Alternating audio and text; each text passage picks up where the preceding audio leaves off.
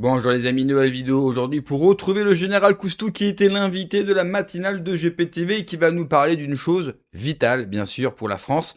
Non seulement vitale, et puis ce fut ce qui a rendu la France grande et puissante. Mais juste avant de l'écouter, comme d'habitude, n'oubliez pas de vous abonner, le pouce, le commentaire, le partage, le boost de la vidéo. Ça, c'est vraiment extrêmement important pour soutenir la chaîne. Et puis si vous voulez aller plus loin, n'oubliez pas, vous avez ma cagnotte Tipeee, c'est extrêmement important, j'ai besoin de vous. Vous avez le lien en description sous la vidéo. On l'écoute, on en parle juste après. Mais qu'est-ce que c'est qu'un plan? Qu'est-ce que c'est que la planification?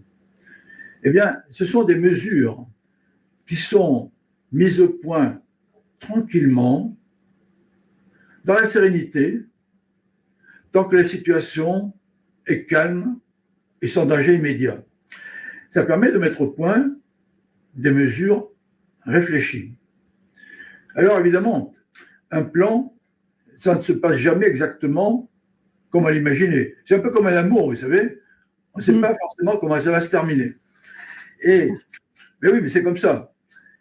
Et un plan, ça n'est qu'une main courante, ça n'est qu'une référence. Mais on sait bien qu'au regard de la conjoncture et des choses qu'on n'avait pas pu appréhender, parce qu'on ne peut pas tout prévoir, il y aura des amendements à faire à ce plan. Hein. Alors, je vais vous donner l'exemple. Il faut être concret. La canicule n'est pas encore là, mais à titre préventif,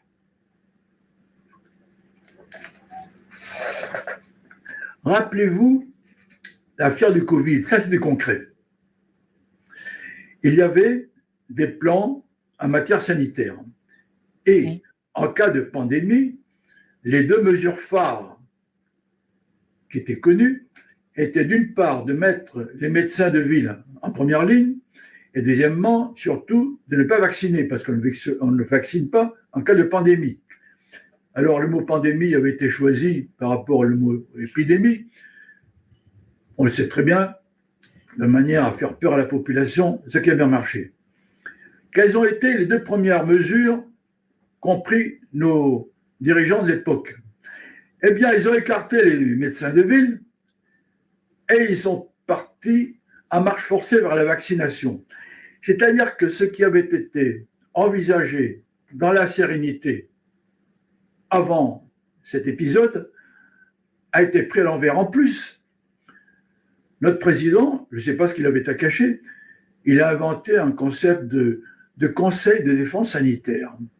Attendez, est-ce qu'on a besoin de classer secret défense ce qui touche à notre santé? Moi, je n'ai pas besoin qu'on s'occupe de ma santé. J'ai simplement besoin qu'on ne me gêne pas et qu'on ne me rende pas malade, parce que je ne suis pas vacciné. Quand je dis vacciné, contre le Covid, qui a été, c'est un avis que je partage avec moi-même, la plus grande arnaque de l'histoire de l'humanité, puisqu'on a injecté des gens, des milliards d'individus, non seulement sans leur consentement éclairé, mais sans leur consentement tout court. Donc, en cachette, notre président a mis à gérer des mesures. Alors, je ne vais pas trop m'étendre là-dessus, mais souvenez-vous, je n'ai jamais vu autant de personnes passer devant chez moi, je suis en pleine campagne, parce que nous avions fait signer une autorisation de sortie dans un périmètre dans un rayon de 1 km autour de notre domicile. Mais pourquoi? Avec le masque, bien sûr. Hein. Je me souviens que dans la forêt, il y a un peu de bois de côté de chez moi, Pleurtuil, hein, en Bretagne. Je promenais mon petit-fils en pleine forêt. J'étais sur le côté d'un chemin et en face, je vois deux personnes âgées, plus jeunes que moi, mais âgées quand même, qui se promenaient à 50 mètres l'un de l'autre avec le masque. Alors je les salue et je leur dis, mais pourquoi vous mettez le masque? On ne sait jamais, me dit le brave homme. J'ai vu la même chose en haut des falaises qui surplombent la mer. La côte d'Émeraude est magnifique, hein, en plein vent. Des gens qui avaient le masque. Bon, c'est n'importe quoi. Les gens ont fait ce qu'on leur dit de faire. Hein. Mais ça a été une catastrophe permanente, cette affaire. Alors, les premières figures, qui étaient Mme Buzyn, M. Véran, notre président, et puis bien d'autres, ont fait mourir des milliers et des dizaines de milliers de personnes. Voilà. Donc, la planification sanitaire n'a pas été respectée et au contraire, les mesures qui ont été prises ont été dramatiques pour la population française. Alors maintenant, parlons de la canicule. Aujourd'hui, il y a un tas de gens qui s'expriment sur le sujet. J'imagine bien que pour la canicule, comme pour les autres catastrophes qui peuvent nous arriver, il y a des plans, il y a une planification. Toutes les années, il fait chaud. Tous les hivers, il fait froid, etc. Eh bien, il y a quelques jours, le Premier ministre a réuni 14 ministres, d'après ce que j'ai entendu, le tiers du gouvernement, pour réfléchir aux mesures à prendre en cas de canicule, qui nous tombait sur la figure. Mais de qui se moque-t-on? J'imagine que chaque ministre a déjà dans ses armoires, si je puis dire, les mesures à prendre en cas de canicule, en particulier le ministre de la Santé. Pour moi, c'est de l'enfumage. Parce que pendant ce temps-là, eh bien, on occulte les vrais problèmes. Alors, je n'ignore pas, je sais très bien qu'il y a des gens qui souffrent énormément de la canicule, hein, dans les passoires thermiques, etc. Les gens qui habitent dans des endroits qui sont dans des tours. En général, au lieu de passoires thermiques, ils ont inventé maintenant les bouilloires. Oui. Voilà. Mais ils inventent des expressions. C'est gravissime. Mais alors, j'ai le tort de n'être abonné à aucun média de grand chemin au quotidien, en particulier celui de ma région. C'est dommage, mais c'est comme ça. Mais j'écoute quand même les informations et j'ai entendu par exemple M. Léniel, qui est le vice-président de l'Association des maires de France, qui parlait de ce qu'on appelle, je crois, le plan vert. Parce que le plan vert, bon, c'est très écolo, hein, peut-être un peu escrolo, mais c'est un autre sujet. Il disait que depuis ces dernières années, les dotations attribuées par le plan vert aux collectivités territoriales avaient diminué des 3/4. C'est-à-dire que, au fur et à mesure que nous lessive le cerveau sur le réchauffement climatique, d'ailleurs, quand il y a trop de pluie, on nous parle des dérèglements climatiques. Là encore, la Terre tourne depuis longtemps. Eh bien, au fur et à mesure que nous parle du réchauffement climatique, eh bien, on diminue les dotations pour le contrer. Mais, M. Coquerel, bien connu, qui est le président de la commission des finances à l'Assemblée nationale, entre autres, du parti La France Insoumise. Ouais.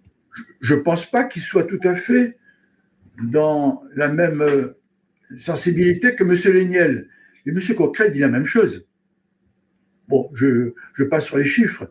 Il dit qu'on a diminué les dotations et, une fois de plus, ce sont nos gouvernants qui sont responsables d'un certain nombre de maux, de conséquences dont, normalement, il avait réfléchi à comment prévenir ces conséquences.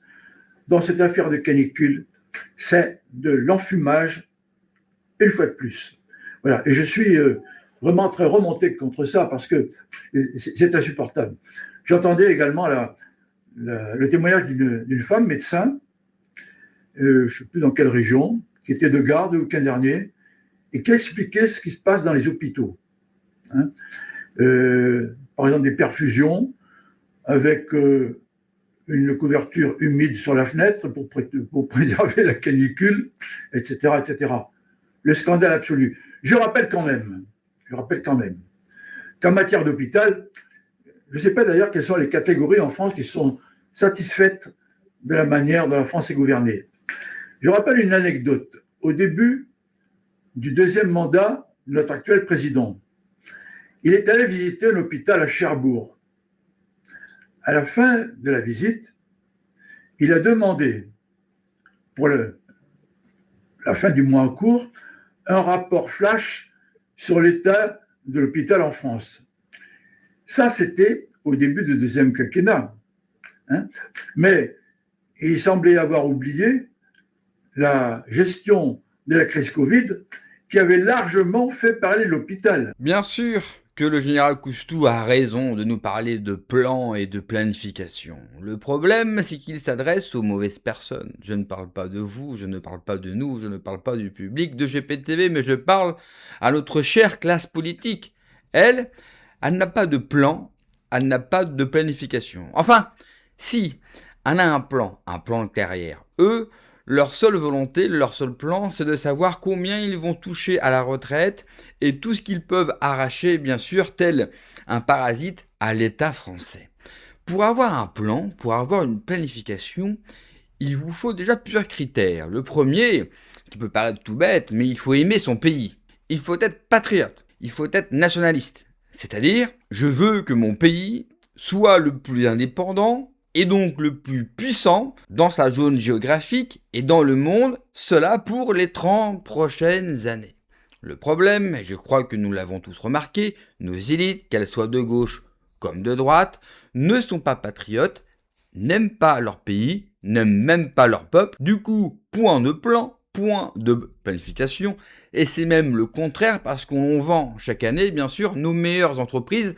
Je vous rappelle que depuis que Macron est à la tête de l'État français, 1500 entreprises stratégiques françaises ont été vendues principalement à des consortiums américains. Ça n'aurait pas été Macron, ça aurait été Mélenchon, ça aurait été Marine Le Pen, ça aurait été Nicolas Faure, n'importe qui, ça aurait été la même chose. Non seulement on a vendu des entreprises, mais on n'en a pas créé. Et je ne parle même pas du taux de faillite des entreprises en France. Nous atteignons des scores pires qu'en 2008, c'est-à-dire 36% en moyenne sur tout le territoire. Et puis, pour avoir un plan, pour avoir une planification, eh bien, il vous faut une dose d'intelligence. Et le moindre qu'on puisse dire, c'est qu'ils en manquent cruellement. Ils sont à la politique parce que ce sont des gens qui, dans la vraie vie, seraient incapables de faire quoi que ce soit. Pour les autres, c'est pour soigner leur pathologie. Donc, leur réclamer des plans et des planifications, c'est vraiment trop leur en demander. La seule chose que l'on peut demander à la classe politique française, la seule chose, c'est de partir et de ne jamais se retourner. Merci d'avoir regardé la vidéo, les amis. N'oubliez pas, comme d'habitude, de vous abonner, le pouce, le commentaire, le partage, le boost de la vidéo. Prenez soin de vous, que Dieu vous protège. Allez, ciao.